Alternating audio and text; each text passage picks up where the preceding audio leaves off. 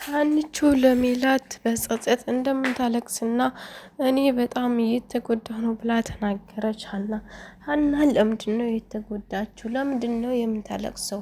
ለምንድን ነው የምትጸጸተው ካላችሁ እኔን ለምንድን ነው ሰው የሚወደኝና እኔን ለምንድን ነው ሰው ሊቀርበኝ የሚችለው ለምን የሚል ብቻ ነገር ነው፣ ሌላ ነገር አይደለም። ቤተሰብ ሀኒቾ እንግዲህ ሌላ ሰው ለምን አይወደድም? ትምህርት ቤትም እኔ ሲያዩኝ ሁሉም ሰው ይወደኛል።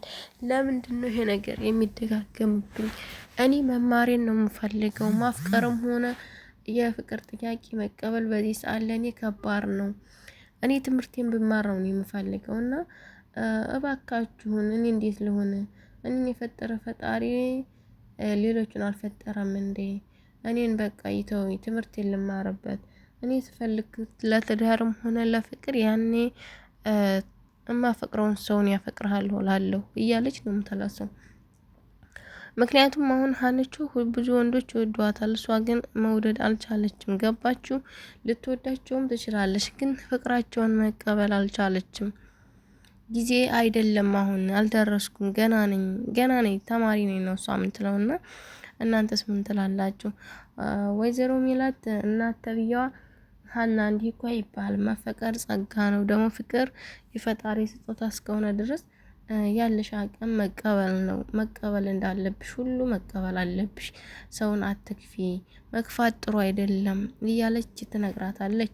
እሷም ደግሞ እንግዲህ እማዬ በጣም እኔ ከምልሽ በላይ በቃ ትግስቴ እያለቀ ነው።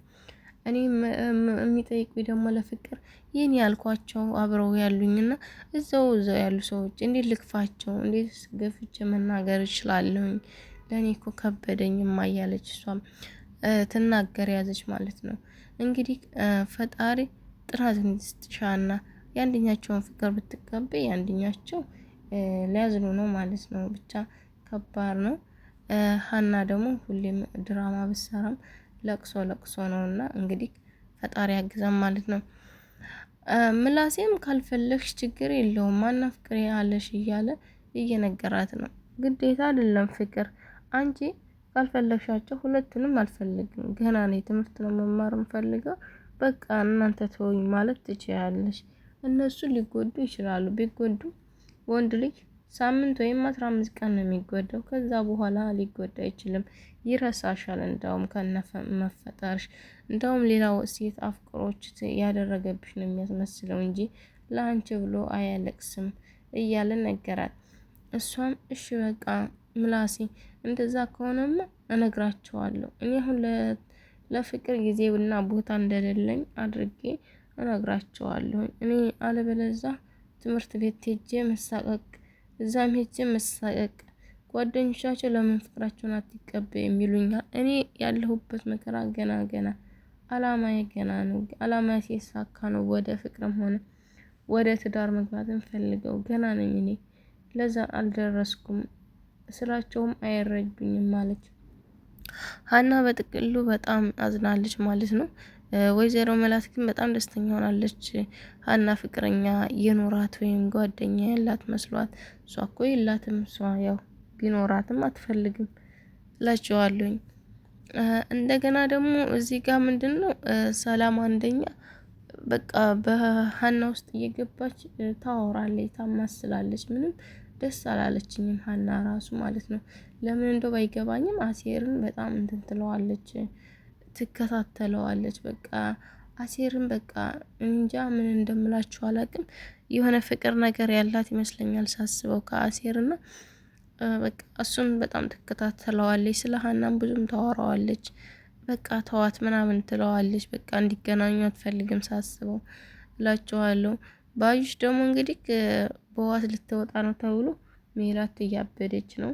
ሜላት እያበደች እንግዲህ ሜላት ደግሞ ለምንድነው የምትፈታው? ይሄን ሁሉ መከራ ስቃይ አድርጋኝ ለምንድነው የምትፈታው እያለች ነው እንግዲህ። ፈጣሪ ወቅ እንዴት እንደሚያደርጉ ያው ብቻ ቢከብድም ያው ታውቃላችሁና የሰው ልጅ እሷም እንግዲህ ከተፈታች እንግዲህ ተፈታች ነው፣ ካልተፈታች ደግሞ እንግዲህ እናያለን ማለት ነው መጨረሻውን። አሴር መጠጡን እየጠጣ እየመጣ ቤት እየተፋ ወደ ላይ እያስባለው አዲሱ ስለሆነ መጠጥ ስላለመደ በጣም እየተሰቃየ ነው። ግን አሁን ምንድነው ማድረግ ያለበት? ምንድነው እሱ አሴር ይሄን ሁሉ ስቃይ መሰቃየት ያዘው ስለ ሀና ብሎ ነው። ሲጋራ መጠጣት ጀምሯል። መጠጥም ግን ስሙኝማ ወንድ ልጅ ከሴት ልጅ ጋር ሲጣላ ለሮጦ ወደ የት ነው? ወደ መጠጥ ነው እንደሚሄደው ወደ መጠጥ።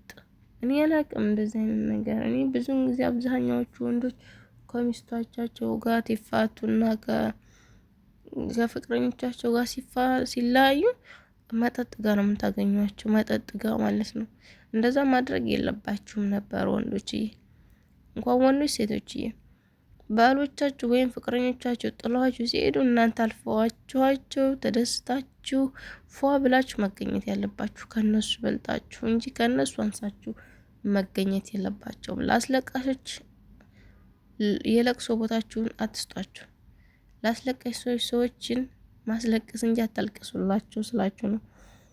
እና አሴር ይሄን ሁሉ በቃ መከራና ስቃይ እያየ መጠጡንስ የሚጠጡበት ብሩን ከየት ነው የሚያገኙት? ብቻ አላቅምና እንካበለው ይላል ዝም ብሎ።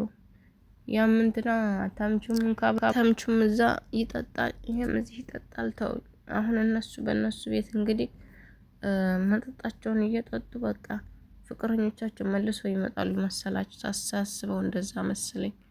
መጠጥ ስለተሰጠና መጠጥ ስለተሰከረ ፍቅረኞቻቸውን ይረሳሉ ወይስ እኔ እንጃ። ብቻ ያስረሳል ብለው እያሰቡ መሰለኝ የሚጠጡት፣ እንደዛ መሰለኝ።